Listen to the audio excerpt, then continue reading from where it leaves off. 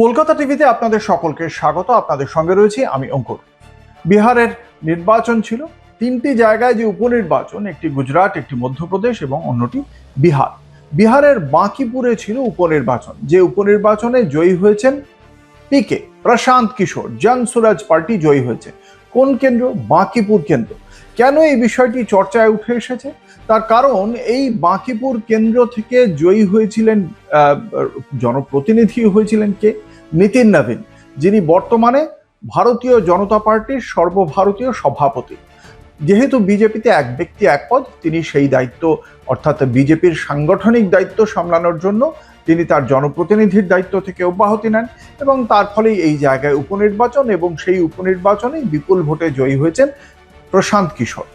কিন্তু এই নির্বাচনটিকে কেন্দ্র করে অনেকগুলো ফ্যাক্টর দেখতে পাওয়া যাচ্ছে। একদিকে যেমন এই নির্বাচনের আগে ভারতীয় জনতা পার্টির পক্ষ থেকে যে সমস্ত প্রচার আমরা দেখতে পেয়েছিলাম, সেখানে একটা বিভাজন তৈরি করা হয়েছিল, হিন্দু মুসলিম বিভাজন। কি লেখা ছিল পোস্টারে? कट्टर हिंदू हम हैं, नहीं तो हमको काट दिया जाता, अपना मत भगवा को दे। निवेदक गोलघर शाखा पटना। অর্থাৎ কে ভাগওয়াকে দিন, বিজেপিকে দিন, কথা বলা হচ্ছে না, কিন্তু কাকে দেওয়ার কথা বলে দেওয়া হচ্ছে খুব স্পষ্টভাবে। অথবা আরেকটি জায়গায় বলা হচ্ছে গর্ব সে কহো হাম হিন্দু হ্যায়, হামারা ভোট ভগওয়া কো। এই যে গর্ব সে কহো হিন্দু কো, তার পাশে কিন্তু আবার দেখতে পাওয়া যাচ্ছে যিনি এই সময় নীরজ সিং, যিনি ছিলেন এখানকার প্রার্থী, বিজেপি প্রার্থী, তার ছবি পাশে রয়েছে, কিন্তু একবারও বলা হচ্ছে না বিজেপিকে দিন। আমাদের সংবিধান অনুসারে ধর্মের ভিত্তিতে কোনো রাজনৈতিক দল ভোট চাইতে পারে না। তা সত্ত্বেও এইভাবেই নির্বাচনী প্রচার চলেছিল বাঁকিপুর উপনির্বাচনের সময় বিহারে, এবং সেই বাঁকিপুর উপনির্বাচনের সময় এর প্রেক্ষিতে নির্বাচন কমিশন ভারতীয় জনতা পার্টির বিরুদ্ধে কোনো প্রকার পদক্ষেপ করেনি। যে ধর্মের ভিত্তিতে কেন ভোট চাওয়া হচ্ছে সে বিষয়ে কোনো পদক্ষেপ করেনি বিজেপি। এক্ষেত্রেও আমরা দেখতে পাচ্ছি যে এক্ষেত্রে ভগওয়াকো দে একথা বলার পর বিজেপির পক্ষ থেকে যদি অন্য কোনো পার্টি করতো তাহলে বিজেপি নিশ্চয়ই আপত্তি জানাতো। বিজেপিও আপত্তি জানায়নি, এবং সেখানে আমরা দেখতে পাচ্ছি বিজেপির যিনি প্রার্থী ছিলেন তারই ছবি। অর্থাৎ একেবারে ধর্মীয় প্রচারের মাধ্যমেই এই ভোট চেয়েছিল ভারতীয় জনতা পার্টি, কিন্তু মানুষ তাতে কান দেননি। এক্ষেত্রেও একটা প্রশ্ন উঠে যাচ্ছে, 2005 সাল থেকে এই 2026 চলছে এখন। 2005 সাল থেকে যদি আমরা দেখি, সেই সময় থেকেই প্রায় একটানা এতটা 2026 অবধি জনতা দল ইউনাইটেড এবং ভারতীয় জনতা পার্টির এনডিএ সরকারেরই সবচেয়ে বেশি সময় ভারতীয় বিহারে ছিল। অর্থাৎ মাঝে দু একবার মহাগঠবন্ধনে চলে গিয়েছিলেন অবশ্য পাল্টু কুমার ওরফে নীতিশ কুমার, কিন্তু বেশিরভাগ সময় এনডিএর শরিক হিসেবেই ছিলেন জনতা দল ইউনাইটেডের এই নেতা নীতিশ কুমার।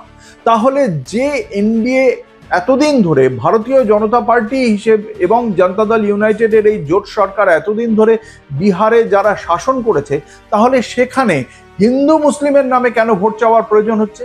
কেন তথাকথিত বিকাশের নামে কেন ভোট চাইতে পারছে না ভারতীয় জনতা পার্টি? এবং ঠিক এই জায়গাটাতেই অ্যাড্রেস করতে চেয়েছিলেন প্রশান্ত কিশোর। তিনি বলেছিলেন যে কাজের জন্য যে বিহারের বাঁকিপুর থেকে বা পাটনা থেকে একের পর এক বছর গড়িয়ে যায়, কিন্তু সেই অর্থে বিকাশ হয় না। প্রচুর এখানকার যুব প্রজন্ম তারা এই পাটনা থেকে, বিহার থেকে বেরিয়ে বাইরে ভিন রাজ্যে চলে যান চাকরির খোঁজে, এবং সেই জায়গাটাই অ্যাড্রেস করতে চেয়েছিলেন তিনি। এবং সেখানে আমরা দেখেছি প্রশান্ত কিশোর তিনি বক্তব্য রাখতে গিয়ে বলেছেন যে বিজেপির একটা অহংকার তৈরি হয়েছিল, যেহেতু 1995 সাল থেকে এই কেন্দ্রে জিতে আসছেন বিজেপির প্রার্থী, সেই কারণেই তাদের একটা অহংকার তৈরি হয়েছিল। কারণ এই যে নিতিন নবীন এবং তার যে বাবা, তারাই 1995 সাল থেকে বাপ ছেলে মিলে এই কেন্দ্রটির দায়িত্ব নিয়ে রেখে দিয়েছিলেন, যদিও বিজেপি পরিবারতন্ত্রে খুব একটা বিশ্বাস করে না। তবে এই কেন্দ্রটিতে বাপ ছেলেই এতদিন ধরে এই কেন্দ্রে টিকিট পেতেন। এবারই প্রথম নীরজ সিং টিকিট পেয়েছেন, এবং সেখানে প্রশ্ন উঠে যাচ্ছে তাহলে এখানে পরিবারতন্ত্র কাজ করছে না। এবং বিজেপির পক্ষ থেকে বলা হয়েছিল যে এখানে প্রশান্ত কিশোর দাঁড়ালেও কিছু হবে না, বাঁকিপুরের মানুষ বিজেপিকে এতটাই ভালোবাসে যে বিজেপি যদি কুকুর বিড়ালকেও দাঁড় করিয়ে দেয় তাহলেও মানুষ ওই কুকুর বিড়ালকেই ভোট দেবে।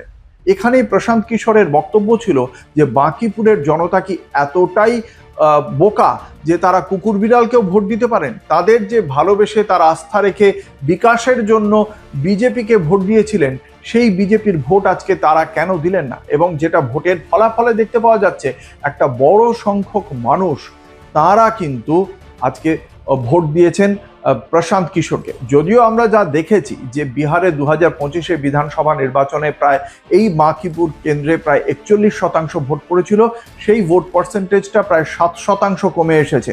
কিন্তু উপনির্বাচনে কিন্তু সচরাচর শাসক দলকেই বেছে নেন সাধারণ মানুষ। এক্ষেত্রে সেটাও একটা বড় রকমের পরিবর্তন, এবং এই পরিবর্তন আগামী দিনে ভারতীয় জনতা পার্টিকে যে ভাবাতে চলেছে, এবং মানুষ অন্তত বিহারের একটি কেন্দ্র হলেও, একটি কেন্দ্র দিয়েই বিহারের বাকি কেন্দ্রগুলোর যে বিচার করা কখনোই সম্ভব নয় এবং করা উচিত নয়, কিন্তু একটি কেন্দ্রের মানুষ তারাও অন্তত যে সত্যিকারের বিকাশের কথা ভাবছেন, শিক্ষার কথা ভাবছেন। এখানে ভালো করে একটা ইউনিভার্সিটি বা কলেজও নেই বলেই অভিযোগ রয়েছে স্থানীয় বাসিন্দাদের বা বিরোধী রাজনৈতিক দলেদের। তা সত্ত্বেও এখানে এতদিন ধরে মানুষ বিজেপির প্রতি আস্থা রাখছিল। ভালো রাস্তা নেই, ভালো শিক্ষা কর্মসংস্থানের বন্দোবস্ত করা হয়নি, তারপরেও মানুষ গত 30 বছর ধরে এই কেন্দ্রেই ভোট দিয়ে চলেছিলেন বিজেপিকে। তারপরেও বিজেপিকে শেষ পর্যন্ত আস্থা রাখতে হচ্ছিল সেই ভাগওয়াকো ভোট দো, হিন্দুর নামে ভোট চাওয়ার বারংবার দাবি করছিলেন তারা।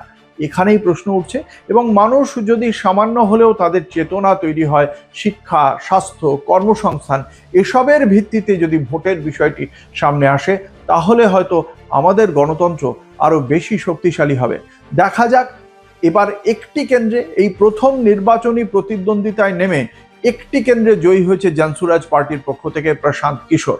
দেখা যাক প্রশান্ত কিশোর আগামী দিনে তিনি কতটা এগিয়ে দিতে পারেন, এবং সার্বিকভাবে বিহারের রাজনীতিতে এই বিষয়টি, অর্থাৎ শুধুমাত্র জাতপাত নয়, অন্যান্য যে বিষয় শিক্ষা, স্বাস্থ্য, কর্মসংস্থান, সড়ক, বিজলি, পানি, বিকাশের আদত সূচকগুলো কতটা সামনে আসে।